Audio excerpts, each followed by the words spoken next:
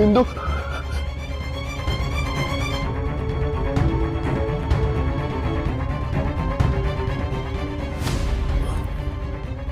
आदू अरे आदू आदू काय होतंय आदू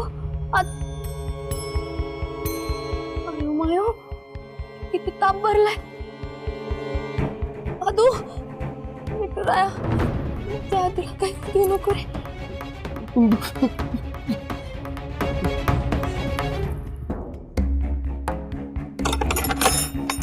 नारायणीताई व्यंकू महाराज नारायणीताई व्यंकू महाराज काय ग अगं काय झालंय अहो अचानक ताप आलाय त्याला खूप बघा महाराज तू अरे बापरे अगं भट्टीत तापल्यासारखा तापलाय हा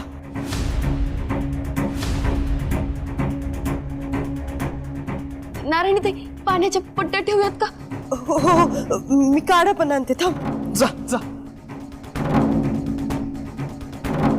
थर्मोमीटर काढा पण ताप किती आहे बघूया हा हा मी बघते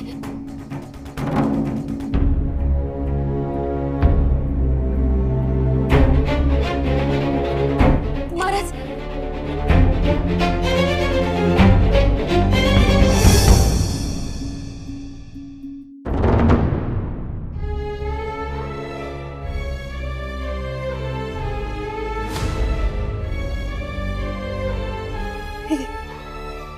इंदू अरे बापरे इंदू अगं 103 टेम्परेचर याला मी गोपाळला बोलावून आणतो काका मी जाऊन बघितलं त्याच्या खोलीत तो नाहीये तो रात्रपाळीवर गेलाय मी तापाची गोळी आणू का जा घेऊन ये पटकन जा इंदू हे घे. हा तू पट्ट्या ठेव मी गोपाळला फोन करतो आणि घरी बोलावून घेतो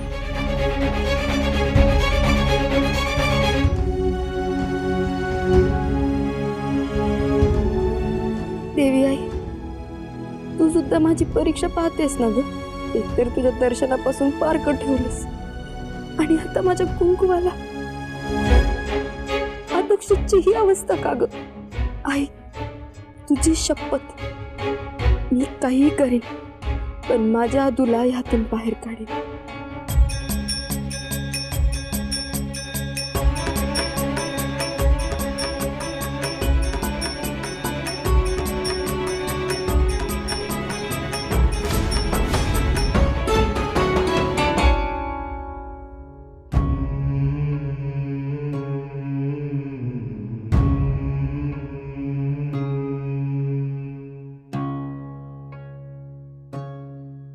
इंदू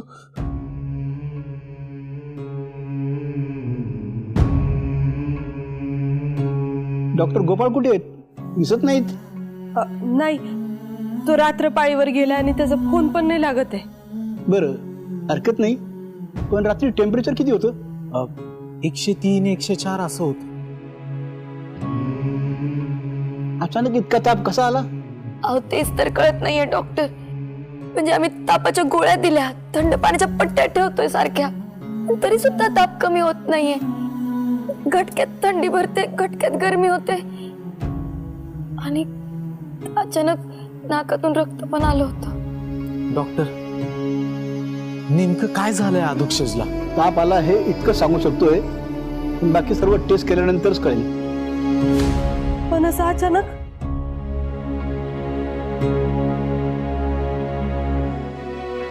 नक्की काय झालंय ते कळत नाहीये आपण याच्या ब्लड टेस्ट करून घेऊ कदाचित व्हायरल फिवर असावा मी काय औषधं लिहिलीत ती तेवढी घेऊन या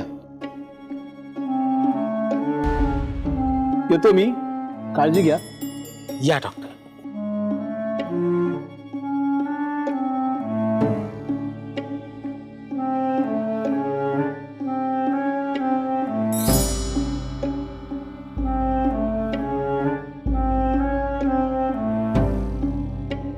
काय झालं माझ्या बाळाला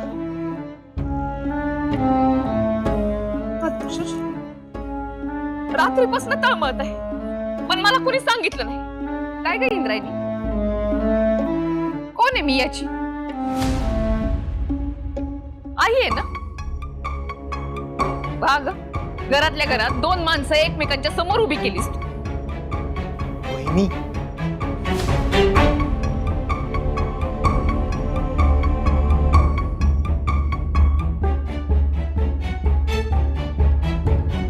अहो, तुम्ही विनाकारण उगीच इंदूला का बोलताय? तिनं काय केलंय? भाऊजी एकदा चेहरा पा माझ्या लेकराचा इलुसा झालाय. रात्रीपासून काही खाल्लं पिल्लं पण नाही त्याने. आईचं काळी जे माझं पिळवटणार नाही का? ते काही नाही. तू का नाही सांगितलंस मला? अगं आई, इंदू तुझ्या खोलीजवळ येऊन मोठ्या बाईचा गोशा लावून गेली. तुझं फक्त घोरणच बाहेर ऐकू येत होत. नारायणी, मोठे बाई, अहो म्हणजे तुमचा डोळा लागला असन म्हणून माझ्या तरी सुद्धा उठवायचं. आई आहे मी याची. मला बोलवलं असतं तर कदाचित बरं सुद्धा वाटलं असतं त्याला. ते काही नाही. यापुढं असं काही झालं ना तर लागलीच मला सांगायचं. डॉक्टर काय म्हणाले? काही नाही, औषधं दिलीत त्यांनी, पण अधोक्षजच्या काही ब्लड टेस्ट करायला सांगितलं. त्याचे रिपोर्ट आल्यावर मग पुढचं ठरवता येईल असं म्हणाल. याला निदान करायला ब्लड रिपोर्ट लागतोय. ते काही नाही. माझ्या पोराला कुणाची तरी नजरच लागली.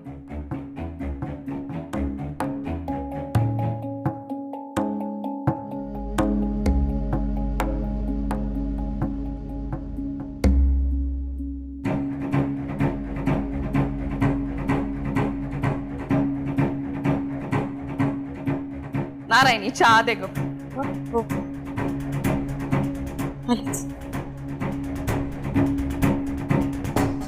औषधांचं बघतो.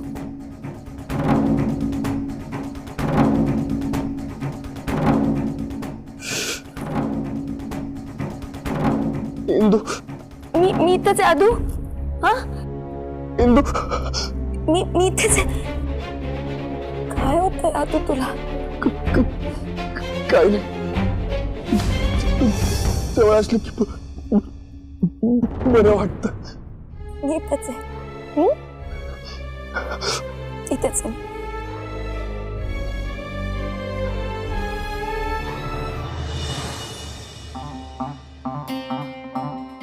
आजी, आजी, लवकर आजी. काय रे पोरांनो, असं आजींना चिडवतात का? म्हाताऱ्या माणसाची मदत करायची का त्यांना चिडवायचं? सांगू का व्यंकू महाराजांना नाव? नाही नाही ताई, सॉरी ताई. आजी,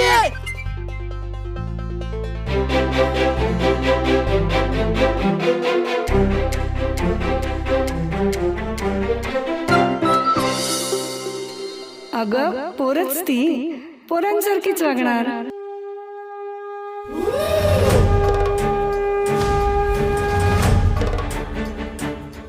इंदू म्हणजे कीर्तन करणारी इंद्रायणी तूच ना? हो.